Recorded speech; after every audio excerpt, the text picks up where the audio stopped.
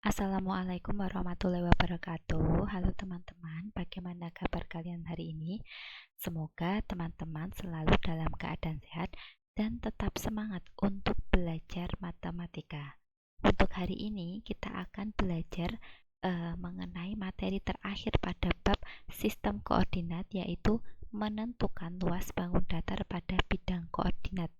Silakan teman-teman bisa mempersiapkan catatan dan bisa menyimak video ini hingga tuntas. Nah, sebelum kita belajar mengenai cara menentukan luas pada bidang koordinat, kita ingat terlebih dahulu ya materi yang sudah kalian pelajari kemarin.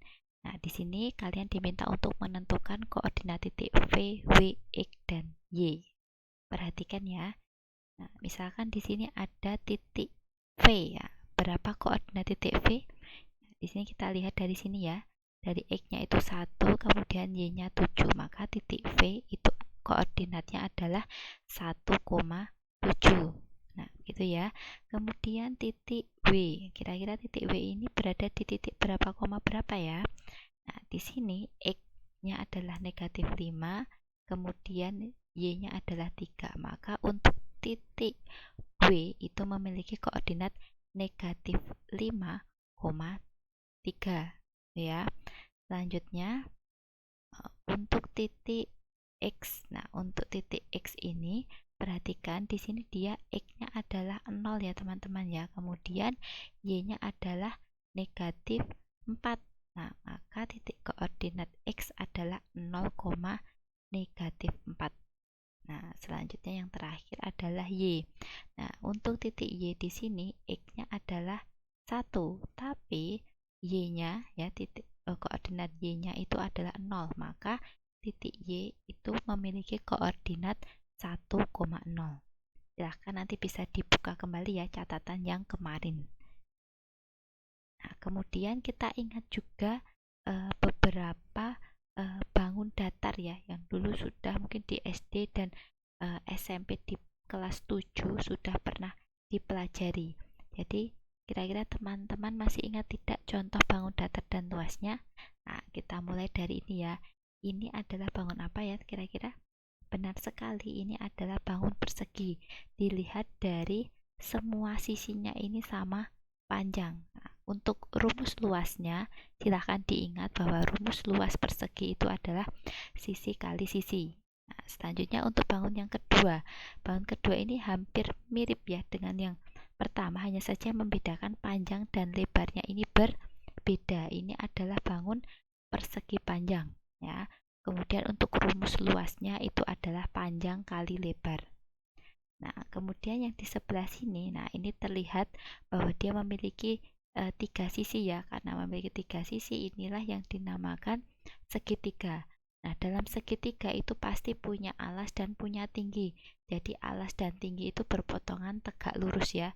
Nah, di sini dia membentuk siku-siku. Di sini alas, ini tinggi. Untuk menentukan luasnya kita gunakan rumus ini, setengah kali alas kali tinggi. Selanjutnya untuk ini adalah bangun apa kira-kira? Nah, benar sekali ya, di sini adalah jajar genjang karena memiliki sepasang sisi yang saling sejajar. Di sini dia punya alas dan juga punya tinggi yang tegak lurus dengan alasnya. Sehingga untuk mencari rumus luasnya itu kita gunakan alas kali tinggi. Nah, kemudian ini teman-teman, ini adalah bangun apa kira-kira? Ya, ini adalah bangun belah ketupat ya. Jadi cirinya dia memiliki diagonal. Nah, memiliki diagonal itu diagonal 1. Misalkan di sini ada diagonal 1 itu dari sini sampai sini. Kemudian untuk diagonal 2 dari sini sampai sini. Itu ya. Untuk menentukan rumus luasnya itu kita gunakan rumus setengah kali diagonal 1 kali diagonal 2. Ya. Nah, kemudian di sini ada layang-layang. Bedanya dengan belah ketupat, kalau belah ketupat semua sisi luarnya ini memiliki panjang yang sama. Tapi kalau ini tidak ya, hanya memiliki sepasang sisi yang sama. Nah, di sini dia juga punya diagonal 1. Diagonal 1 itu yang sebelah dalam ini ya, dari sini sampai sini. Kemudian diagonal 2 itu panjangnya dari sini sampai ini, sehingga sama ini untuk rumus luasnya itu adalah setengah kali diagonal 1 kali diagonal 2. Nah, yang terakhir ini adalah bangun apa kira-kira? Nah, ini cirinya memiliki sepasang ya sisi yang sejajar. Jadi ini sejajar dengan ini kan. Nah, ini dinamakan trapesium. Untuk menentukan rumusnya, nah ini kan sisi sejajar. Rumusnya adalah sisi sejajar ini kita jumlahkan ya. Jadi jumlah sisi sejajar kali tinggi dibagi 2 ya. Bahkan nanti bisa sambil diingat kembali ya contoh bangun datar dan luasnya. Nah, langsung saja kita ke materi terkait menentukan luas bangun pada bidang koordinat. Nah, di sini ada sebuah bidang koordinat. Kalian diminta untuk menentukan letak titik-titik A, B, C, dan D. Kemudian kira-kira bangun yang terbentuk itu apa? Lalu berapa luas bangun tersebut? Kita mulai dari titik A dulu ya. Titik A di sini adalah negatif 2,2. Maka X-nya negatif 2, Y-nya 2 berarti berada di sini. Ini adalah titik A. Selanjutnya titik B itu adalah 3,2. 3,2 berarti di sini ya. Titik B. Selanjutnya titik C 3, negatif 3. 3, negatif 3 berarti di bawah sebelah sini ya. Ini untuk C. Yang terakhir adalah titik D. Titik D itu negatif 2, negatif 3. Maka berada di sini. Nah, ini titik D. Selanjutnya kita gabungkan atau hubungkan ya pada titik A ke B, B ke C, C ke D, dan A ke D. Nah, ini kita sudah membuat atau ternyata terbentuk juga sebuah bangun datar. Nah, di sini bangun apa yang terbentuk kira-kira? Benar ya, di sini adalah bangun persegi. Kenapa persegi? Karena semua panjang sisinya ini ternyata sama. Kita hitung ya. Sisi AB 1, 2, 3, 4, 5. 5 satuan. Sisi BC 1, 2, 3, 4, 5. Ternyata sama. Sehingga ini dinamakan bangun persegi. Nah, kemudian kita cari luasnya ya. Jadi luas persegi itu adalah sisi kali sisi. Nah, sisinya tadi berapa teman-teman? 5 satuan ya. Ada 5 kotak. Kemudian dikali dengan juga 5 satuan. 5 kali 5 itu 25. Nah, di sini perhatikan ada dituliskan satuan luas ya. Kalau menuliskan dalam bidang koordinat untuk mencari luas itu diberikan tulisan satuan luas ya, untuk menunjukkan bahwa itu adalah luas. Jadi, luas bangun persegi yang terbentuk adalah 25 satuan luas. Udah ya. Oke, kita lanjut. Nah, sekarang kita masih sama, kita tentukan titik KLMN, kemudian nanti hubungkan, lalu tebak apa bangun yang terbentuk dan carilah luas bangun tersebut. Kita mulai dari titik K. Titik K itu negatif 5,2 ya tempatnya. Kemudian titik L. L itu adalah negatif 2, negatif 3. Berarti di sini titik L. Titik M 4, negatif 3 berarti berada di sini. M. Titik N itu 1,2. 1,2 berarti ada di sini. Selanjutnya kita hubungkan ya titik K ke L, L ke M ke N, dan K ke N. Ternyata ada sudah terbentuk sebuah bangun datar. Nah, ini perhatikan teman-teman, kira-kira bangun apa yang terbentuk untuk bangun KLMN? Benar sekali, ini adalah jajar genjang ya, karena memiliki dua pasang sisi yang sejajar. Nah, luasnya apa? Rumusnya adalah alas kali tinggi. Kita hitung alasnya itu adalah yang ini ya. Ini atau ini boleh, monggo. Kita hitung 1, 2, 3, 4, 5, 6. Ternyata ada 6 kotak, 6 satuan. Tingginya adalah dari atas ke bawah, dari sini. 1, 2, 3, 4, 5. Ternyata 5 satuan, sehingga kita dapatkan 30 satuan luas.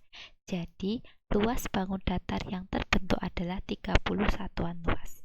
Itu ya.